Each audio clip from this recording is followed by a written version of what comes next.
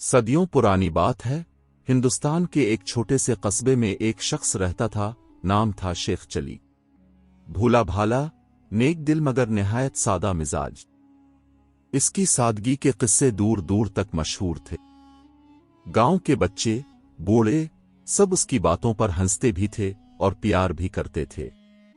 ایک دن دوپہر کے وقت اس کے پڑوسیوں نے محبت سے ایک پیالے میں سالن ڈال کر بھیجا۔ وہ سالن شیخ چلی نے پہلے کبھی نہیں دیکھا تھا۔ بھوک بھی تھی، تجسس بھی۔ اس نے اپنی ماں سے پوچھا، امی، یہ کیا چیز ہے؟ ماں نے مسکرا کر کہا، بیٹا، یہ بڑھیا ہے۔ شیخ چلی نے سالن میں سے ایک گول ٹکڑا نکالا، سونگھا، پھر بولا، امی، یہ جو اندر تیر رہا ہے، یہ کیا ہے؟ ماں نے ہنستے ہوئے کہا، بیٹا، یہ بڑی ہے۔ شیخ چلی نے پہلا نوالا لیا، اور جیسے اس کے ذائقے نے اس کے دل میں جشن برپا کر دیا ہو، وہ خوشی سے اچھلنے لگا، امی، یہ تو بہت مزے کی چیز ہے، ایسی تو میں نے زندگی میں نہیں کھائی۔ اگلے ہفتے جیسے ہی دوپہر ہوئی، شیخ چلی نے ضد شروع کر دی، امی، میں وہی سالن کھاؤں گا جو پچھلی بار پڑوسیوں کے گھر سے آیا تھا۔ ماں نے تھک کر کہا، بیٹا، وہ سالن آسانی سے نہیں بنتا، بہت محنت لگتی ہے۔ لیکن شیخ چلی اپنی ضد پر قائم رہا۔ آخر کار ماں نے تنگ آ کر کہا، اچھا، اگر اتنا ہی شوق ہے تو بہو کو لانے کے بہانے اپنے سسرال چلے جاؤ۔ وہاں جا کر کہہ دینا کہ مجھے بڑھیا چاہیے، وہ سمجھ جائیں گے۔ شیخ چلی خوشی سے اچھل پڑا، فوراً تیاریاں شروع کر دیں۔ جب سب تیاری مکمل ہو گئی تو اسے خیال آیا، اگر میں راستے میں بڑھیا کا نام بھول گیا تو؟ ماں نے ہنستے ہوئے کہا، ایسا کر بیٹا، سارے راستے بڑھیا بڑھیا کہتا جا تو کبھی نہیں بھولے گا۔ یہ مشورہ سن کر وہ نکل پڑا۔ سڑک سنسان تھی، دھوپ تیز تھی، مگر شیخ چلی پورے جوش سے کہتا جا رہا تھا، بڑھیا بڑھیا بڑھیا، بڑھیا بڑھیا بڑھیا۔ وہ نہیں جانتا تھا کہ یہی لفظ اس کے لیے کتنی بڑی مصیبت بننے والا ہے۔ کچھ فاصلے پر چند چڑی مار بیٹھے تھے جنہوں نے جال بچھایا ہوا تھا۔ جب انہوں نے سنا کہ کوئی آدمی زور زور سے کہہ رہا ہے بڑھیا بڑھیا، تو وہ سمجھے کہ کوئی کہہ رہا ہے بڑھ آ، یعنی چڑیاں جال میں داخل ہو گئیں۔ وہ خوشی سے جال کھینچنے لگے، مگر جال خالی نکلا۔ غصے سے ان کے چہرے سرخ ہو گئے۔ وہ سمجھے کہ کوئی مذاق کر رہا ہے۔ جب دیکھا کہ شیخ چلی اکیلا آ رہا ہے تو فوراً اسے پکڑ لیا اور مارنے لگے۔ بیچارہ شیخ چلی چیختا ہوا بولا، مجھے کیوں مارتے ہو؟ میں نے کیا کیا؟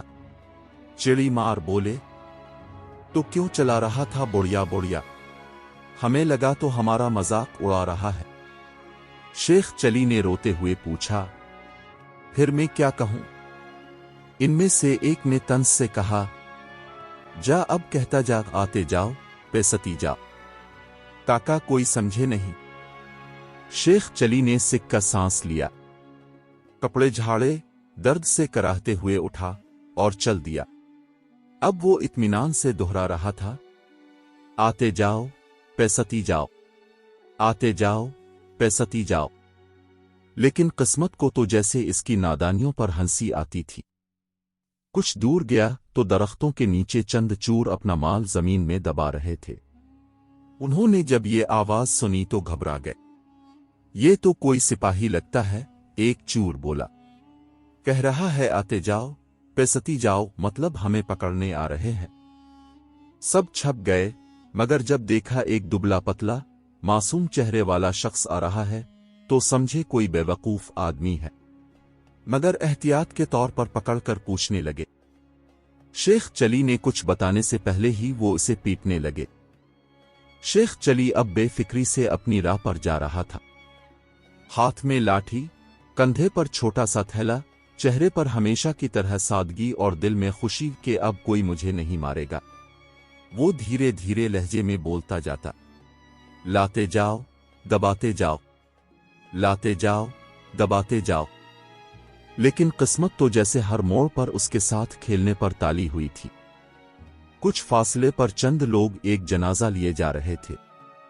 सबके चेहरे गम से बुझे हुए, आंखों में आंसू, लबों पर दुआएं।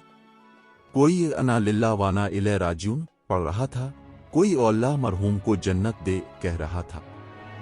इसी दौरान शेख चली की आवाज गूंजी, लाते जाओ दबाते जाओ, लाते जाओ दबाते जाओ।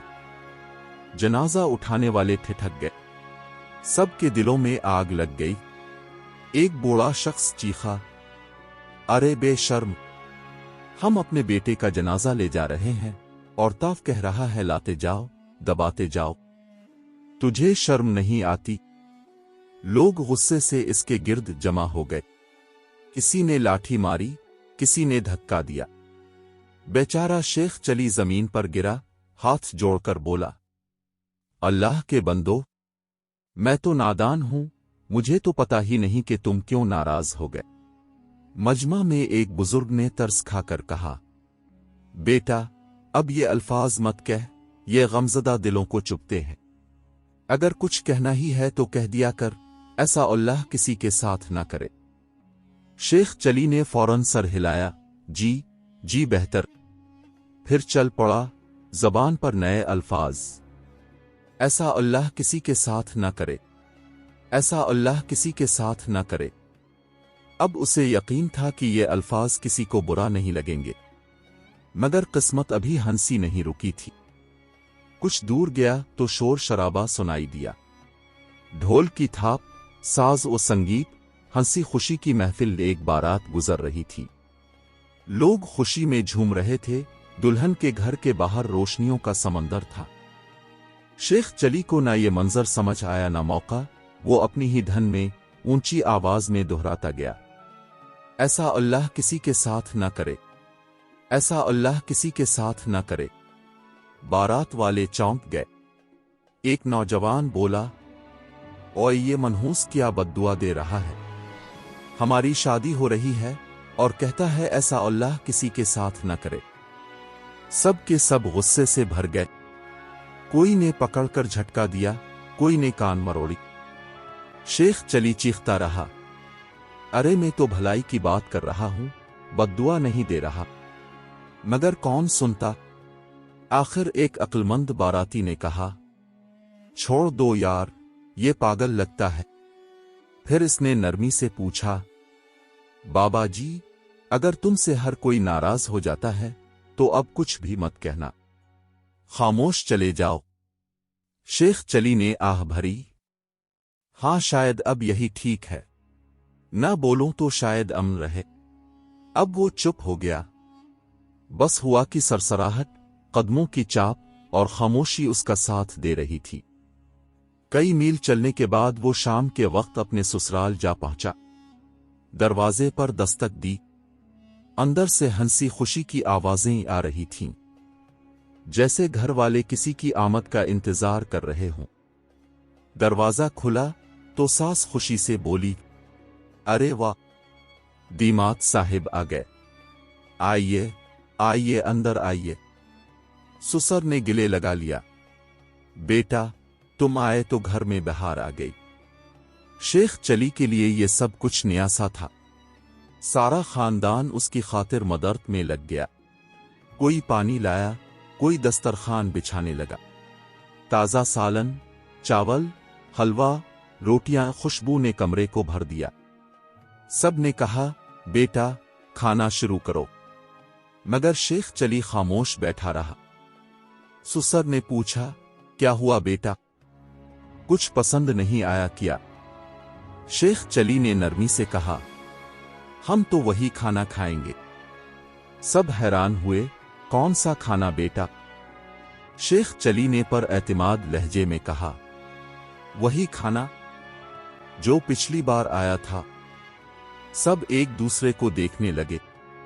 कोई समझ ना पाया वो क्या कह रहा है। सास ने पूछा, बेटा जरा नाम तो बताओ क्या चीज थी? शेख चली कुछ लम्हे खामोश रहा, फिर माथे पर हाथ मारा, अरे मैं तो फिर भूल गया। सबके चेहरे पर हैरत और हंसी एक साथ फैल गई। सास ने कहा, चुल्लू कोई बात नहीं, तुम आराम करो, हम बनवा देते हैं जो तुम्हें पसंद आए। मगर शेख चली अपनी जिद पर कायम था। नहीं नहीं, हम तो वही खाना खाएंगे। रात गहरी हो गई, सब सो गए, लेकिन शेख चली का पेट खाली था और नींद आंखों से गायब। आहिस्ता से उठा, दबे कदमों से बावर्ची खाने में गया। अंधेरे में हाथ मार कर बर्तन टटोलने लगा, शायद वही सालन मिल जाए। इसी लम्हे इसके हाथ एक अंडे पर पड़े। उसने अंडा हाथ में लिया, सूंघा, उल्टा पलटा और दिल में कहा, हाँ, यही तो वो बड़ी लगती है। अभी वो उसे देख ही रहा था कि एक डब्बा जमीन पर गिरा। छन की आवाज पूरे घर में गूंज गई। सब घबरा कर जाग गए। सास चीखने लगी, अरे बावर्ची खाने में कोई चूर है। शेख चली घबरा गया, जल्दी से अंडा मुंह में डाल लिया। जब सब अंदर आए तो देखा इसके गाल एक तरफ से फूले हुए हैं। सास बोली, अरे हाय, हमारे दामाद के मुंह में तो फोड़ा निकल आया है। घर के सब लोग बावर्ची खाने में जमा थे। शमें जलाई जा चुकी थीं और सब हैरान खड़े थे कि शेख चली के मुंह के एक तरफ इतनी सूजन क्यों है।